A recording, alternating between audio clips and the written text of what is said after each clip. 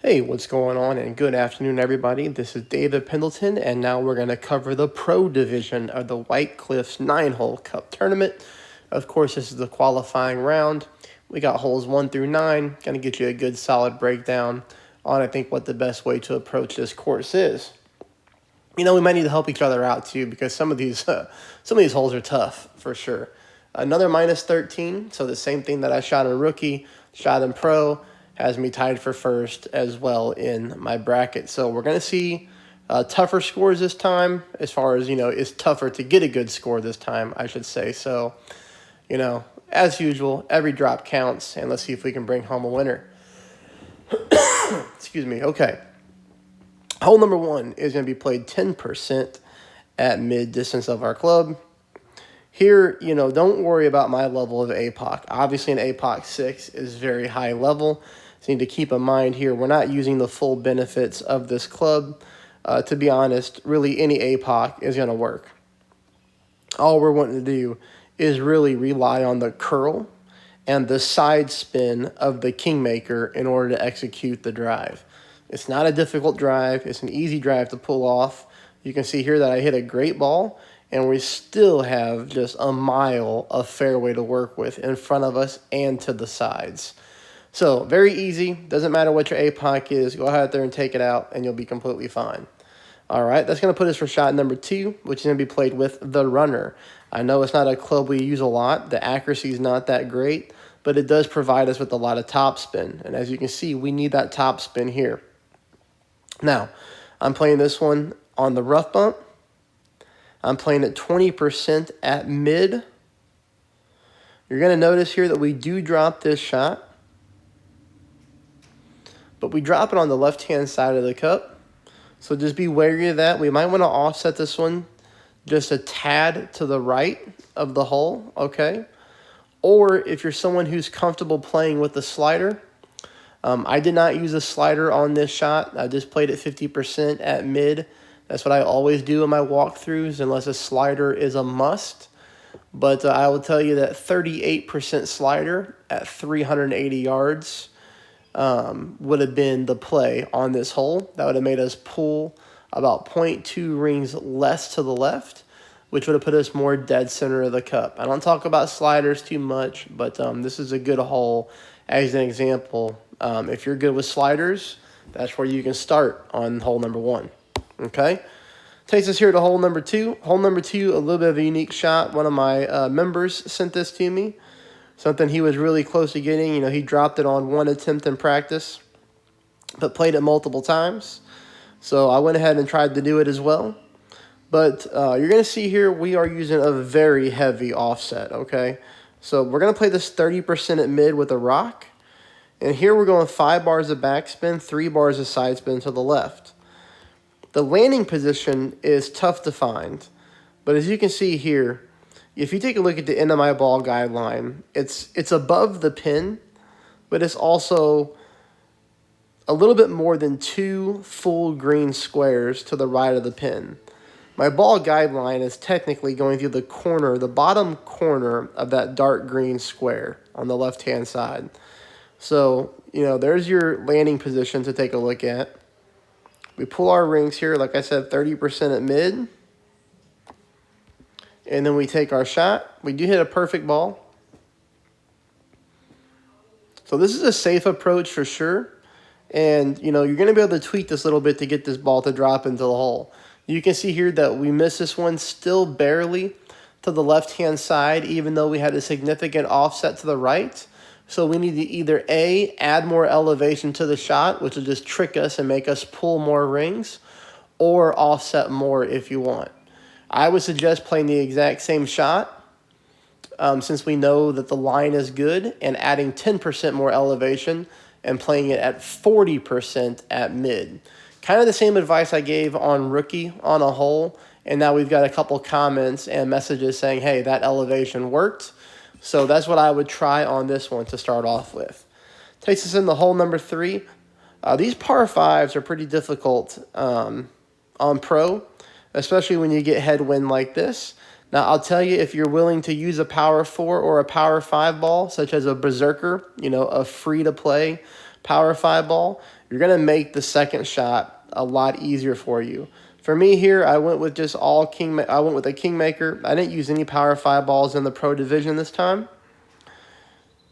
So I'm going to play the bounce over shot, which again is very easy. A lot of curl though. And this is a great ball as well. And you can see here, we just have plenty of fairway to work with. At least that's the forgiving part of these par 5s, is there's a lot of fairway to work with. So it's hard to get yourself in trouble, I would say. Now here you're going to see I'm using the Cataclysm. You're going to use whatever wood club that gives you the most power that you're comfortable playing with. For me, it's this club. It has a better ball guideline than the Big Dog, even though the ball guideline is not good. Here, what I'm really trying to do is just get onto green. I'm not looking to drop this shot for an albatross. But if I pick it up, obviously we'll take it as a bonus. And this shot comes dead on. Now, obviously it's coming in too hot. So we hit the pin and we bounce out. So we need to take, a couple bars of top spin off of that shot. But still, at least we knew we were at the pin. And that shot looks good. Easy eagle hole number 3 if we play it right. Takes us on here to hole number 4. Hole number 4, play 30% at mid, and we're going to be doing the bounce over. 2.5 bars of side spin to the right is good. What we needed to do is we need to add more backspin to this shot. I think we need to play this shot 1.2 backspin. You can see what I'm doing here. I've got the second bounce right there to the left of the sand trap. The third bounce is before the fringe. So just like that, and you can see there that dark green vertical row where the end of my ball guideline is, that's kind of our reference point. So that's where I'm aiming and shooting at.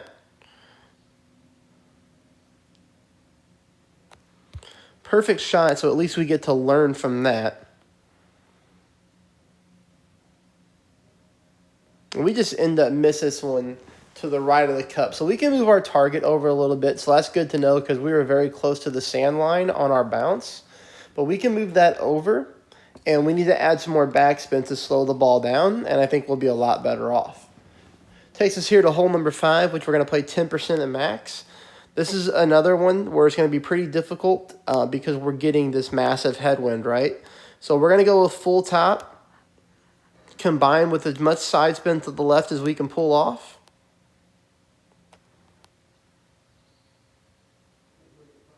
Drive is easy. Again, another great ball. I had a case of the greats on pro today, but still pulled off a good round on one of the accounts. And you're going to see here that, this one's going to be played, of course, again with the headwind. But look how far we are from our spot to green. So again, if you're somebody who wanted to play with a power 5 ball, especially if you wanted to play with like a wind resistance 3 power 5 ball, you'd be in a lot better off situation than I am. And I think that Bubba ball, that's a free ball. I believe that's a Win 3 Power 5 ball. So that could be something that you want to take a look at too. But anyways, we're able to use that Cataclysm to get ourselves really nicely up the fairway. And these type of shots are just the shots that we have to hit sometimes. So we take our wedge out, fairly simple here. This shot's a great proof as well. For me, I pull it 20% at mid. I don't put any graphics there because a lot of people play the M-Bringer from this distance in different ways. Lots of different ways to play it, but either way, we get the eagle and we're good to go on to the next hole. Hole number 6, we play again 10% at max. Here, all we need to do is use a katana. We're going to go with as much top spin as you have, combined with 3 bars of right side spin. All we're looking to do is go from fairway to fairway. If you wanted to play with a kingmaker, then clearly that's going to make this shot even easier for you. I didn't want to waste a ball like that, especially on a 9-hole cup, to where I felt like this shot we could easily get there with a katana, and we can. We're not even going full overpower. We're going just a little bit of overpower, as you can see, with a lot of right curl. I think the curl is the big deal in this tournament. But you can see here, 1 hop on the fairway, 2 hop on the fairway. Again, plenty of fairway to work with. We could have went with a little bit more overpower because we almost clipped the rough on the second bounce. Now, that would have been just fine. We would have easily rolled out onto the fairway. But, you know, like I said, a little bit more overpower the katana, or just use yourself a kingmaker, and you'll make that shot a little bit easier. Leaves us with a short range shot here. So here with the Endbringer, I tried to see if there was a line to go a full top spin, and there's not. That's why I'm fast forwarding through it. So I decided to play this one with no spin. This is a no spin shot. Now you can see I've got my ball guideline going plenty through the hole. So I thought that would be enough. And, you know, we're aiming right here above the fringe line. I think that's going to be a really good reference point because you can see how the ball reacts on this green here. Perfect strike, but unfortunately we're going to stop short of the pin, but on target to the pin it looks like. Especially if we'd have came in with a little bit more speed, I think that ball would have been dead on for a drop. So I would like you to add maybe half of a bar of top spin to that shot and see how the ball reacts. That's about the only thing I can think of to do there differently. This one we're going to play 40% at max. Like I said, I had a case of the greats. On both of my accounts, I hit a great shot. You know, I do believe that this is a good line, though. 3 bars of side spin to the right, combined with about almost 1 bar of backspin. Really, I played this one about 0.8 back, 3 right. Big elevation pull. But again, like I said, you know, I hit a great ball to the right. What do we learn from this, though? We at least learn the speed is really nice on the backspin. As you can see there, if I would have somehow been on target to the hole, the ball would have dropped. It's not coming in too fast. It's not coming in too slow. So we know that backspin is really good. We just need to find the right line and hit perfect, okay? Hole number 8, more headwind. I think we're going to get probably pretty favorable wind in the finals, I would imagine. You know, so just, you know, claw your way through the qualifying here, and then we'll see what the game gives us in a couple days. But here we're going to just take a very safe, conservative approach. We're going to go from fairway to fairway again. Nothing too special here. Another great ball. I mean, holy cow. Hit almost everything perfect on rookie. Really struggling to hit great today on pro. All right, 10% elevation here. And you just have to judge your own distance of your club, whether you're at medium, mid, or max. Obviously here, you know, since I'm going from Goliath to sniper, for me, I'm at dead minimum. You know, but I know there's going to be some people who play with different balls. Maybe you're going to play with a kingmaker. Maybe you're going to use a money ball. This is a situation here where you might be playing this shot with the sniper, or you might be playing it with your long iron. That's why I didn't put mid, medium, or max, because a lot of you are going to have to figure out where you're at on your own. But the elevation, I believe, 10% is going to be the important part. I think 10% is going to play well.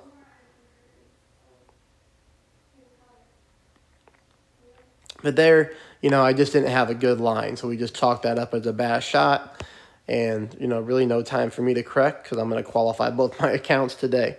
So that brings us on to hole number 9. Hey, I forgot to mention it at the beginning of the video. If you're not a subscriber, please become one. You know, it would really mean a lot to me.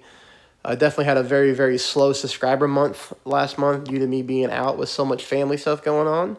So I need to boost that up a little bit this month. So that'd be awesome if you hit that subscribe button. Here you're seeing a very easy drive again. This is probably the easiest par 5 in pro to pick up the eagle on. Again, you know, just acres of fairway to work with, so this shot is no problem. Please take a moment there to hit that thumbs up button. Smash it, give it a like. And then this very last shot here on hole number 9, we just played this one for one. This is not an albatross hole for me. Again, I think the only way you're picking up an albatross on this hole is if you're using a money ball and you're able to line up a rough bump. But for me, I'm just playing it 1 for 1. So 6.2 mile per hour wind, I'm going to pull 6.2 rings. I'm going to use some curl just because we were aiming so far left of the hole. But, you know, this shot kind of rolls off the green on me. It's not a big deal. Easily able to chip in. But we just need to take that top spin off and, you know, get that ball to slow down a little bit. But obviously very easy chip in there. And we call it a day. Hey, that's it. Rookie and pro are done. I will talk to you all on Saturday. Thank you so much for being a subscriber. Truly means a lot to me. And we'll talk to you later.